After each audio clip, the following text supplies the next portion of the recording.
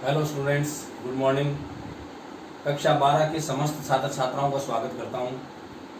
प्रिय विद्यार्थियों, हमने जो अध्याय पढ़ा था आज हम उससे आगे चलेंगे और आज आपका 7वां अध्याय में शुरू करने जा रहा हूं।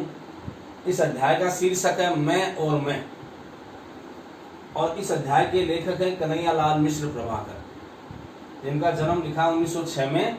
कहाँ हुआ था? सहारनपुर के देवबंद ग्राम में।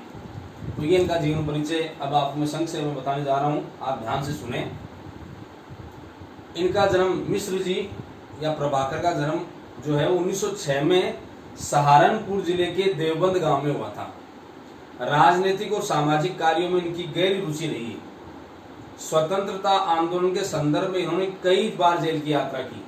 स्वतंत्रता के लिए इनके मन में जो भाव थे उस कारण से इनको कई बार जेल की यात्रा भी करनी पड़ी। इनका मुख्य कार्य क्षेत्र पत्रकारिता रहा है। कार्य जो इनका वो पत्रकारिता से संबंधित रहा है। यूं तो ये ज्ञानोदय के संपादक भी रहे।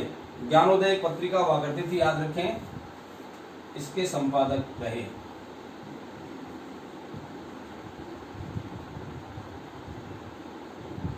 ये ज्ञानोदय पत्रिका के संपादक रहे, ये याद रखें। इसके साथ ही किंतु इन्होंने साहित्य साधना विशेषतः नया जीवन मासिक के संपादन प्रकाशन के रूप में किया। नया जीवन नाम की इनकी मासिक पत्रिका थी। इनसे इनका मूल लेखन प्रारंभ होता है, नया जीवन। ललित निबंधों के क्षेत्र में उन्होंने अनवरत योगदान दिया। अनवरत, बिना रुके, लगातार, अनवरत, लगातार। अब देखिए, ललित निबंधों से दिया गया। इनके निबंध कौन कौन से, वो ध्यान रखें। इनका निबंध लेखन में जो प्रमुख हैं वो कौन कौन से हैं? तो एक तो है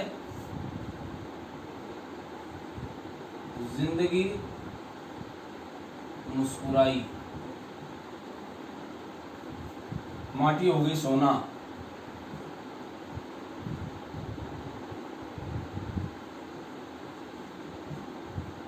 माटी हो गई सोना। इसी क्रम में बाजे पायलिया के घुंघरू, दीप जले शंख बजे।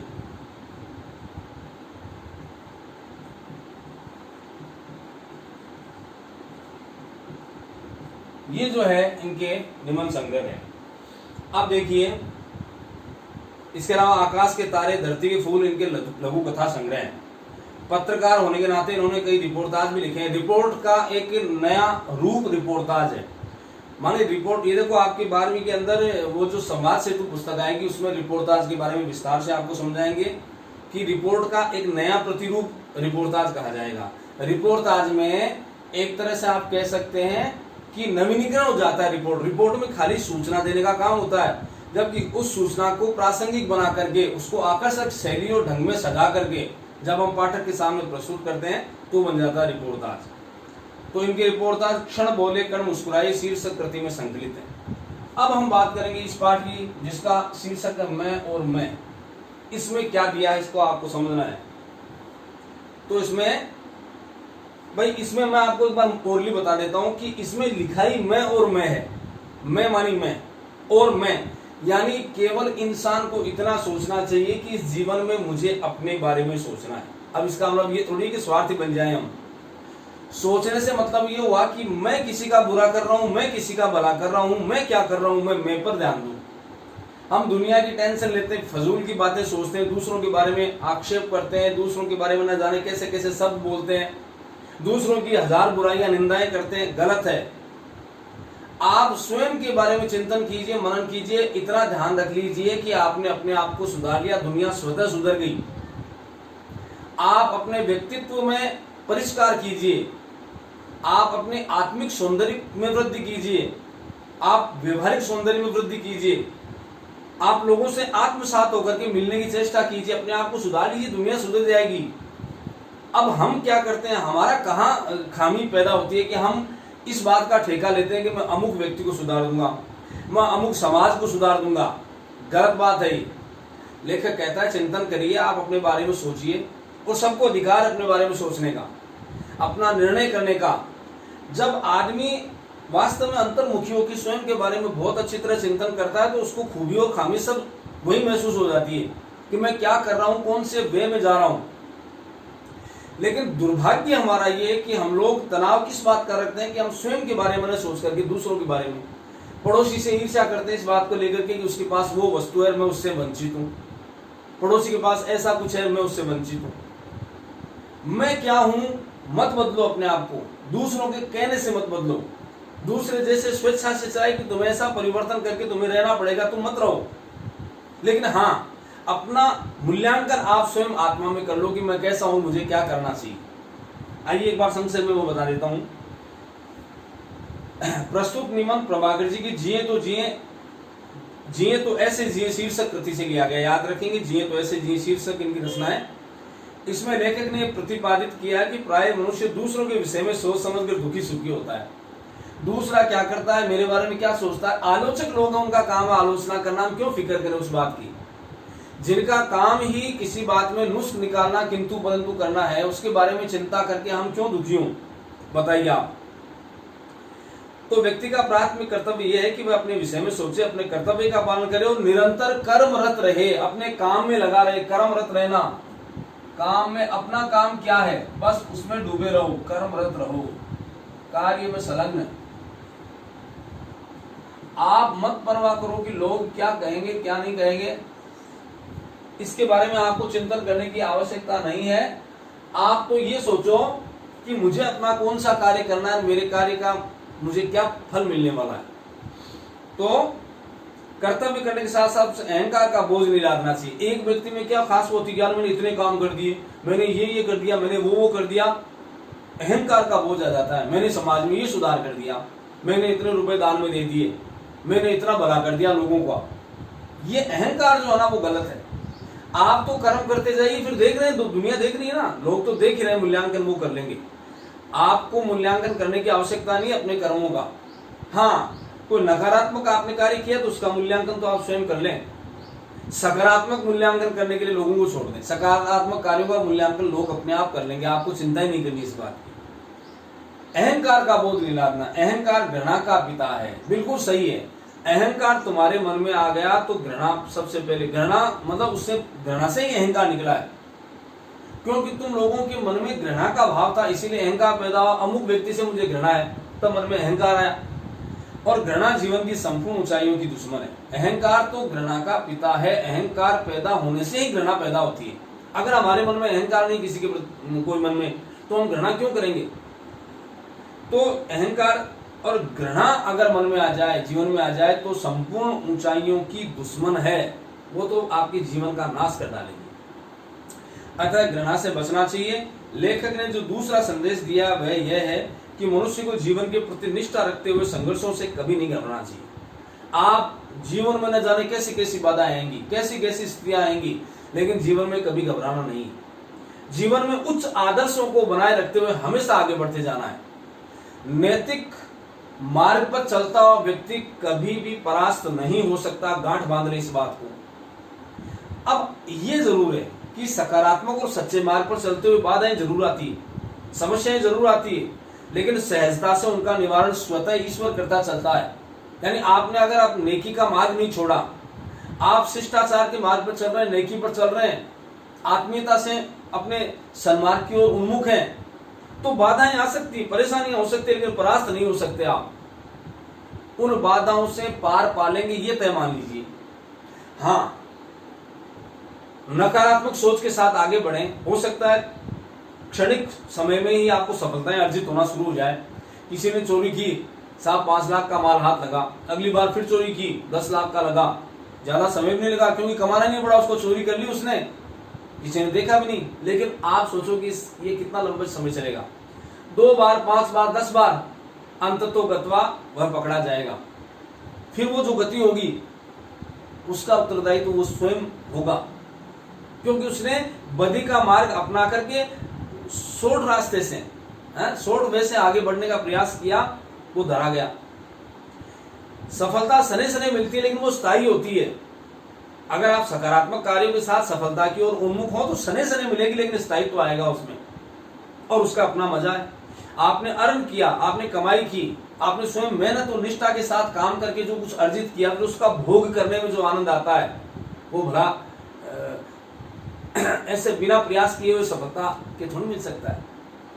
उस व्यक्ति से, उस बालक से पूछो जो अध्ययन में संलिप्त रहकर दिन रात अकूत मेहनत करके, जिसने परिश्रम से बहुत अच्छे प्रतिशत हासिल किए, और एक उसके पीछे बैठने वाला बिल्कुल फजूल का लड़का लेकिन नकल करके वो पास हो गया, उसकी आत्मा में वो आनंद मिल सकता है जो उसको मिला था। उसने भी अच्छे अंक प्राप्त किए, लेकिन जो नकलची था उसकी आत्मा उसको धिक्कारेगी, उसमें वो आनंद नहीं आएगा सफलता में। वो बाहर दिखावा कर सकता है, आत्मिक सौंदर्य, आत्मिक आनंद है, उससे वो हमेशा वंचित रहेगा।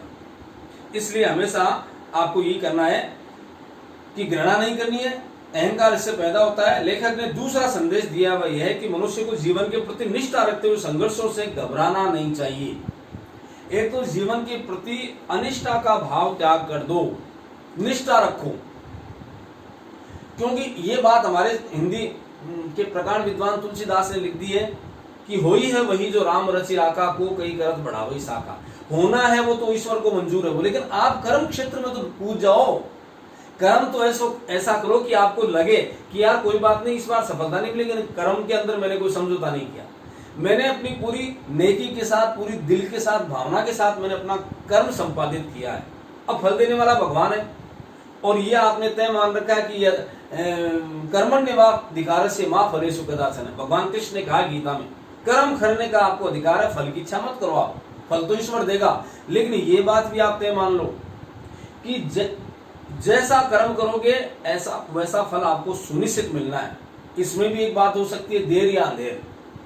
कई बार हम कर्म करते तुरंत फल मिलता है, कई बार हम कर्म करते समय लग सकता है, लेकिन फल जरूर मिलेगा।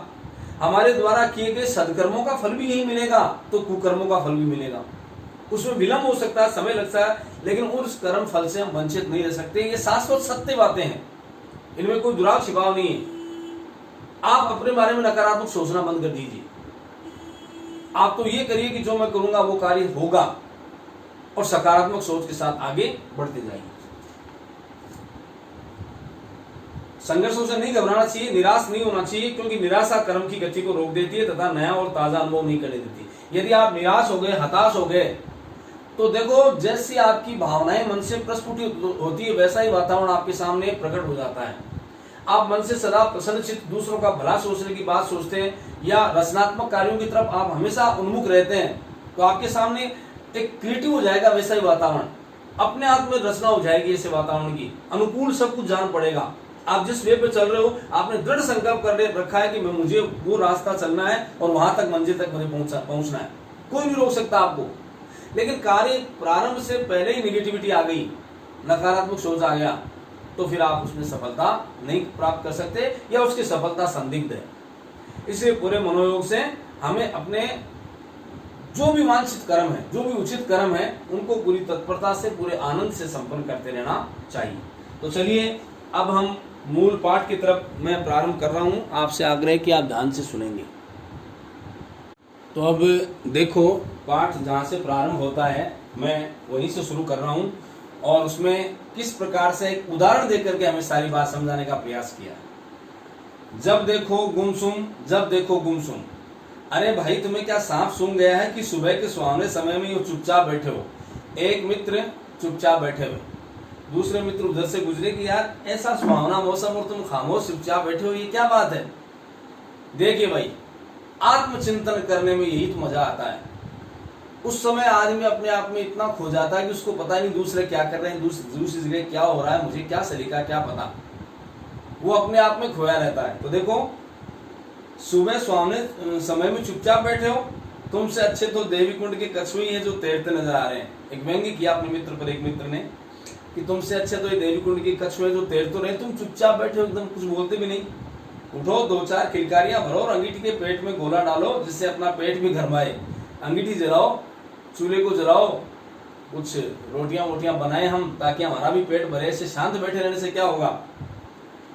ओहो, तुम कहां से आ टपके इस समय? प्रश्नवाचक चिन्ह है, इस समय कहां से आ गए?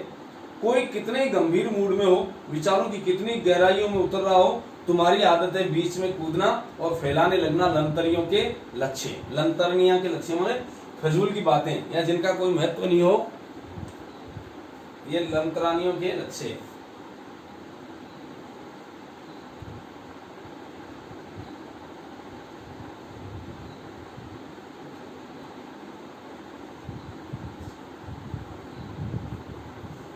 अनर्गल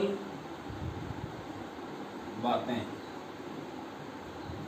या कहते हैं ना अपनी भाषा में फेंकने वाली बातें, कि इतने में तुम आ गए और ये अनर्गल बातें अंतराल के लक्ष्य या लंतरानियों के लक्ष्य फैलाने लगे। एक एक के बाद सच यह है कि ये बहुत बुरी आदत है, लेकिन ये अच्छी आदत नहीं है। तुम बीच में आटा पकते हो और ये इस प्रकार की बातें करते हो, उसमें कोई विशेष बात नहीं है, अच्छी बात नहीं है। तो हम लंतरानियों के लक्ष्य फैलाते हैं। अब वो कहता है उसका मित्र, अच्छा हम तो फजूल की बात करते हैं, हम तो लंतरानियों के लक्ष्य फैलाते हैं और तुम गंभीर मूड में रहते हो। अच्छा तुम्हारा मूड गंभीर रहता है। सच्चाई यह है भाई जान कि जमाना बहुत खराब है। तुम क्या जानो, ये जमाना जो है वो बहुत खराब है। इस जमाने के बारे में सोच के चलो तो कुछ समझ में आ जाएगा। तो लंतरानियों के लक्ष्य फैलाना बंद करो, यानी अनर्गल बातें बोल लो, या आप कह सकते हो मन गढ़ंत बातें, अपने मन में जो आया मन गढ़ंत, मन में आई वही बातें कर लेना। तो कह रहे हैं तो हम लंतरानियों के लक्ष्य फैलाते हो, तुम गंभीर मूड में रहते हो। सच्चाई ये है भाईजान कि जमाना बहुत खराब आ गया है। जिस गधे को नमक दो वही कहता है मेरी आंख फोड़ दी। अरे मैं आपका अच्छा सोचूं, मैं रास्ते से गुजरा था, मैंने सोचा कि यार मेरा मित्र कोई गंभीर चिंतन में या किसी सोच में पड़ा होगा तो हम कुछ बात कर लें, लेकिन भाई साहब सीधी सी बात है, गधे को नमक दो वही कहता है कि मेरी आंख फोड़ दी, यानी बात का उल्टा अर्थ लेना।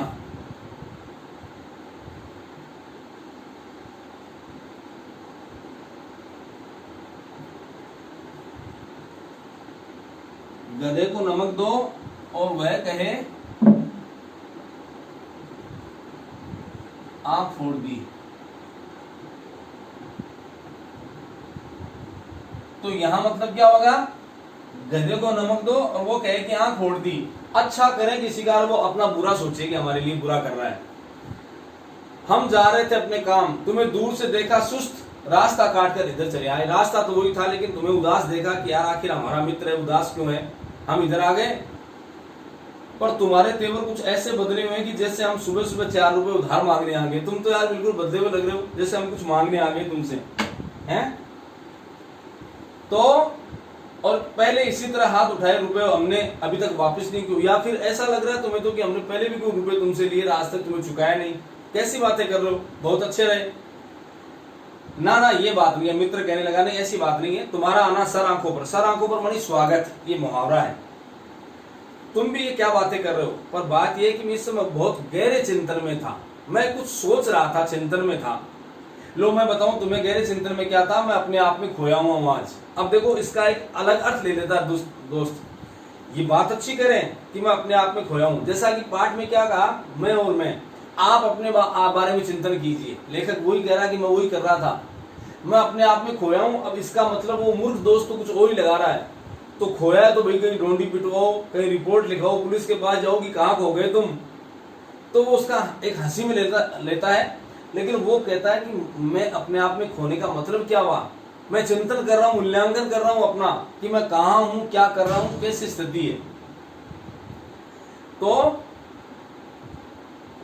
अब वो कह रहा है मैं अपने आप में खोया था, तुम्हारा आना सराखों पर। ये बात क्या करो, पर बात ये कि मैं इस समय बहुत गहरे चिंतन में था। और बताऊं तुम्हें चिंतन में क्या था, मैं अपने आप में खोया हूं आज।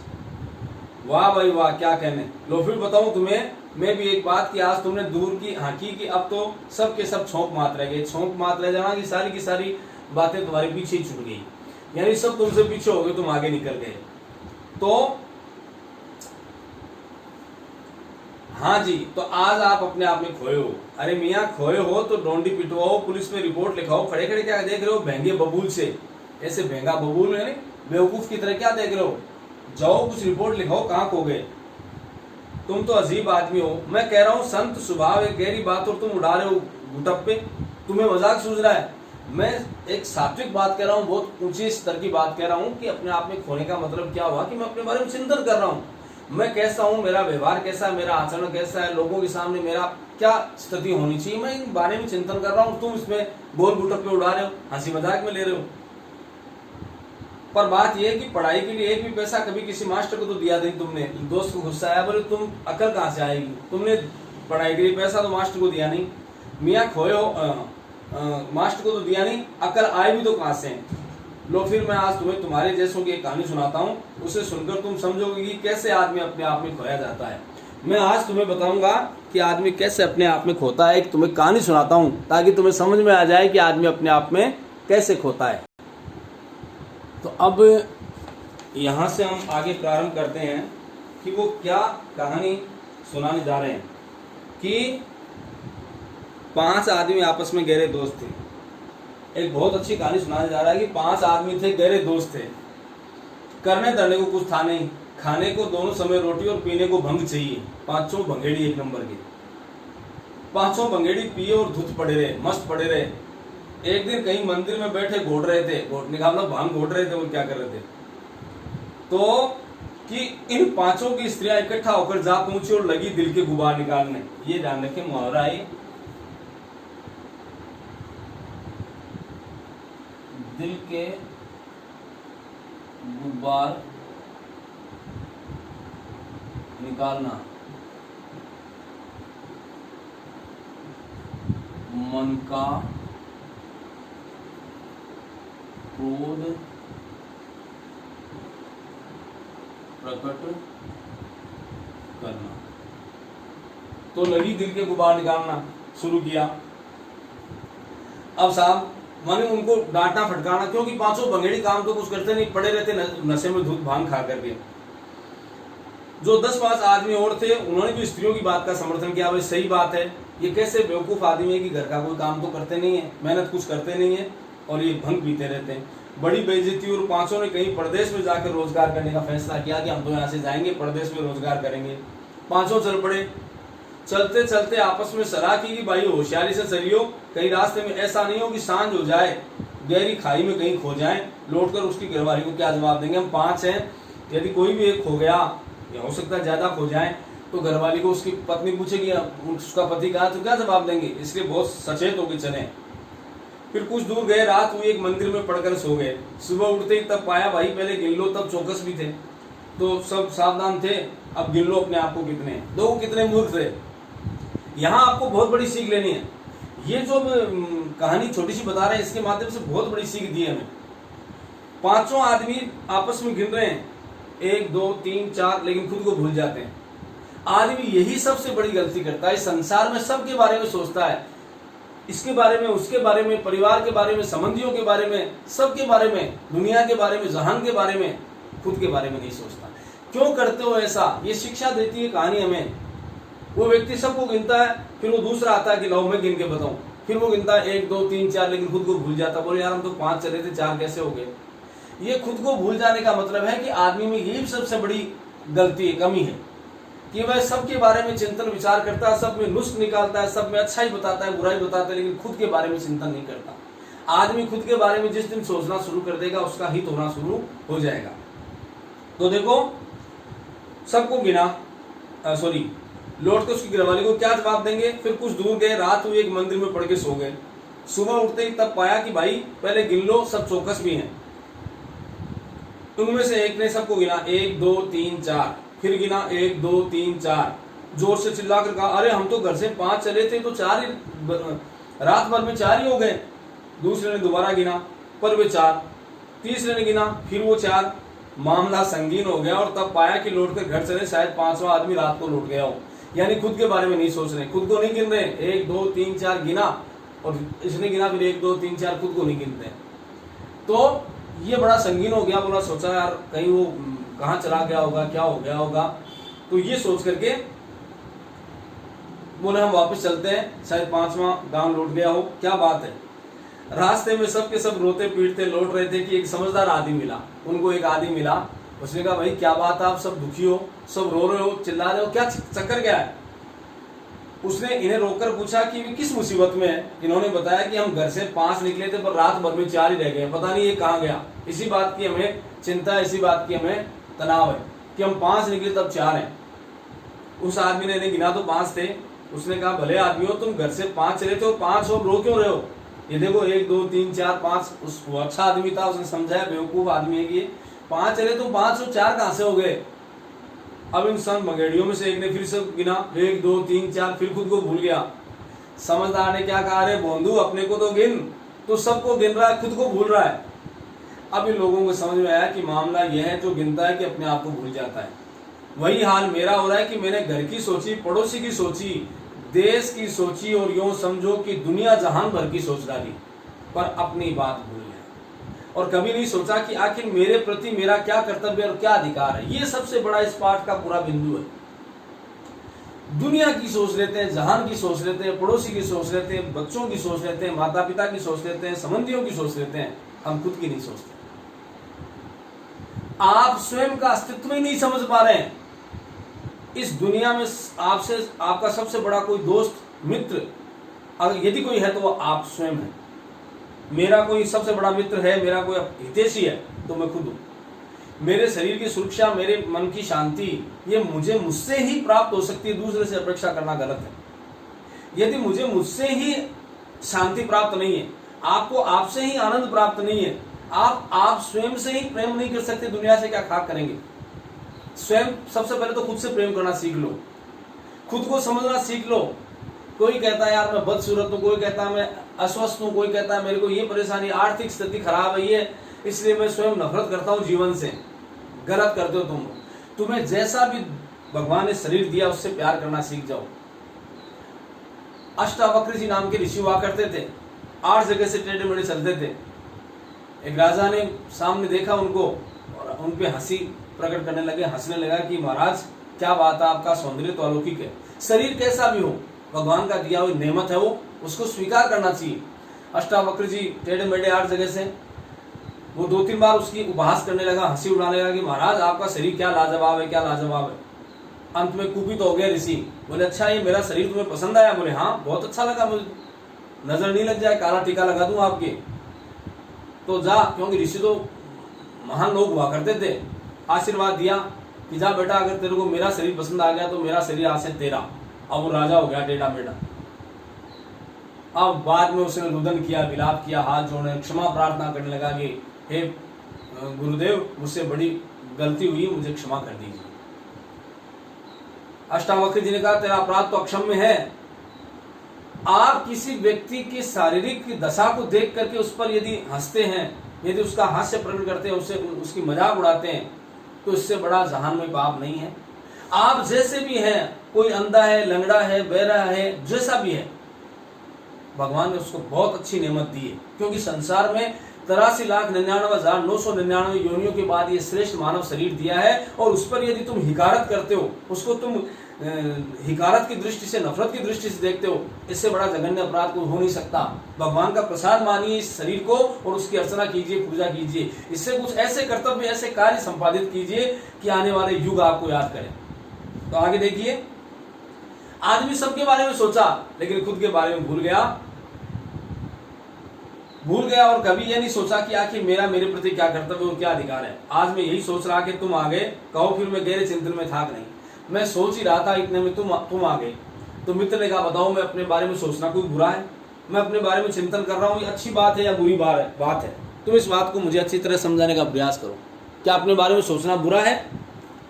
तो भाई बात तो तुम्हारी कुछ पते की सी लगती है कि हम दुनिया की बात सोचते हैं पर अपनी नहीं। और सच बात बड़े कह गए कि आप मरे जग परले, यानी हम मर गए तो दुनिया मर गई। हम नहीं तो जान नहीं, बात मन को लगती है पर अपने बारे में सोचें क्या। अब दूसरा मूढ़मती दोस्त बोले यार बात तो सही है कि आदमी अपने बारे में, हम गए तो जग गया, भाई हम ही नहीं है संसार में, तो संसार किस काम का हमारे लिए? संसार कौन है फिर? पहले अपने बारे में चिंतन तो कीजिए आप। तो लेकिन अब वो बेवकूफ, उसको मूढ़मती, वो मित्र, उसको पता ही नहीं कि हाँ यार सोचना तो चाहिए अपने बारे में, लेकिन क्या सोचें इसके बारे में मुझे कोई जानकारी नहीं है। तब उसका मित्र उसे किस प्रकार से समझाता है वो इस पाठ के अगले अंक में मैं आपको कल के चैप्टर में, अगले टर्न में बताऊंगा। तो ये आपको प्रिय विद्यार्थियों मिश्र प्रभाकर, कन्हैयालाल मिश्र प्रभाकर का जीवन परिचय आपको बहुत अच्छी तरह करना है, याद भी करना है। इनकी रचनाओं का नाम सब लिखना है बोध पाठ्य उत्तर पुस्तिका के अंदर, और ये जो मुहावरे हैं या शब्दार्थ पीछे दिए उनको भी हल करना है, और बाद में जो खास व्याख्यात्मक प्रश्न आपको समझ में आए उन प्रश्नों को भी आपको हल करना है। एक बार आप सभी को पुनः धन्यवाद।